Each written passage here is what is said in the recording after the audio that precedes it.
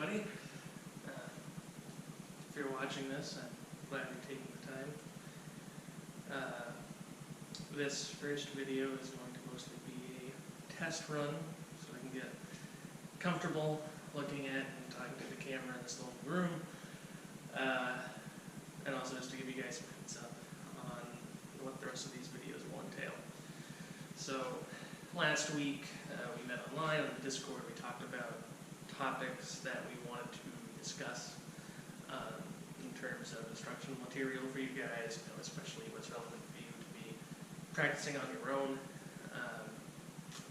So I have all that written down.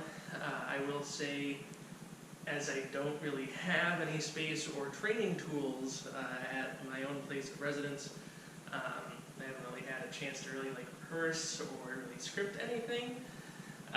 So a lot of this may be a bit rough cut, but if you guys can deal with my rants in class, I think hopefully you shouldn't have too much of a problem following me along in the videos.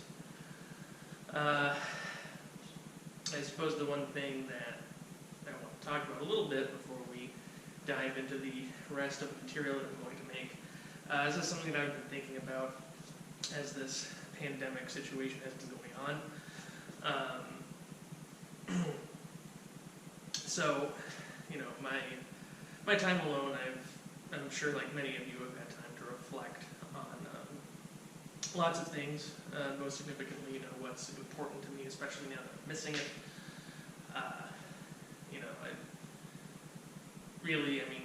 While I can walk out to the park, my opportunities for physical activity are very limited, and the joy I get from fencing, teaching, etc. Is not really present right now, and that can be very discouraging. And I'm sure you guys are all dealing with your own battles. One thing that I want to remind you guys about is sort of the name of our club and where it comes from. So, and maybe, I'll go into a little bit of detail. I'll go into some of the sentimentality of why the club is named the way it is, not just a symbolic reason. So, growing up, I will cut my life story short and spare you a lot of the details. But long story short, my parents were divorced and I moved between many households growing up. Especially by the time I was in middle school and high school, I was usually moving between 3 houses every week: my dad, my mom, and my uncle. So, while I adjusted to it in the time, the fact remained that my life was rather tumultuous. I didn't really have one spot that I could really, comfortably call my home. And eventually, towards the second half of high school, my dad moved to Japan. I moved in with my mom, and I also severed my ties to the religion that my uncle followed, thus sort of precluding his contact from my life. So I finally had one place to call my home, but she lived in Oxford, away from Portland, where all my friends were. I was still thankfully able to go to school there, but really for most of my early adult life, I always wanted to come back to Portland because it was where pretty much besides my mom, it's where everyone I loved lived. And I wanted to be able to go back there, and I wanted to be able to make a home for myself. That's been a very important theme. So when talking about the HEMA Club, why that's important to me, I always felt that it was important to make a place that was a constructive environment for people. Going on another little side tangent, the first time I ever went to a sort of formal martial arts school, used to be called the Quest Center. It's called Discovery Martial Arts now. It's a ninjutsu school over on Riverside. So their art comes from 9 different lineages of traditional Japanese martial arts, taijutsu, kenjutsu, and all that other stuff. So when I first walked in there, they have their training mats, their mirrors, and they had their 9 scrolls up on the wall, complete with a shrine that, like many martial arts, you bow to before you go on the mat and before you leave. Simple stuff, not really unusual in many martial arts settings, but specifically the environment they created, I felt very much at home. Everyone was really really nice there, really not just polite, but like caring, and I felt that people really invested in helping me sort of get the most out of training.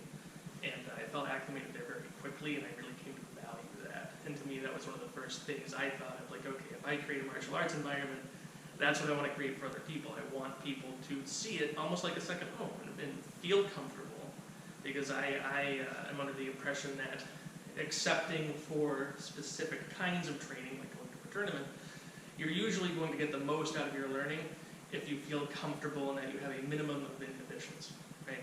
So I tried to also take that sense into making my HEMA club.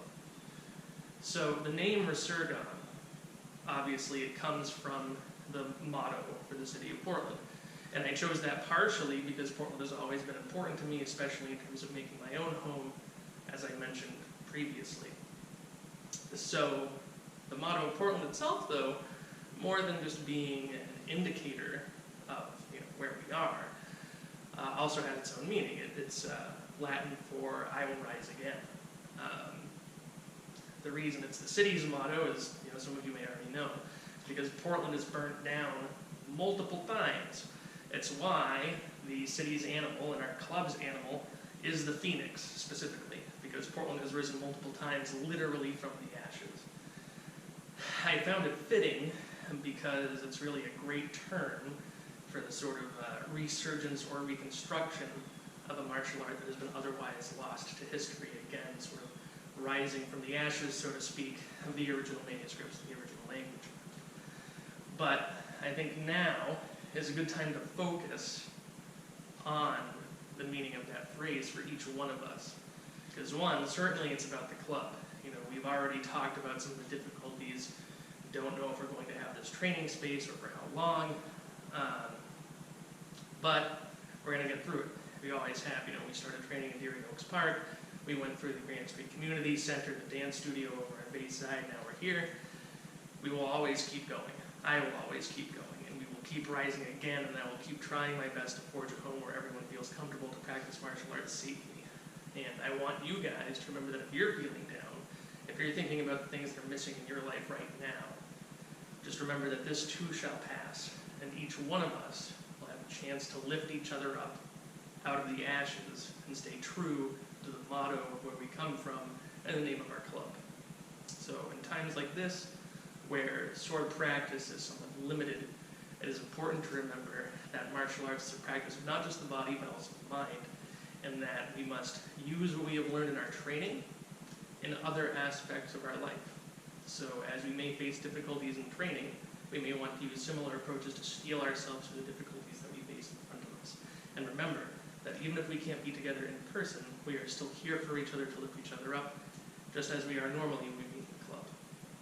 So take some time to reflect on that. I hope this has been useful for you and perhaps a bit enlightening.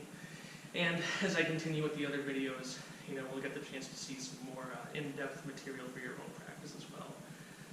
Thank you for listening, and I'll see you in the other videos.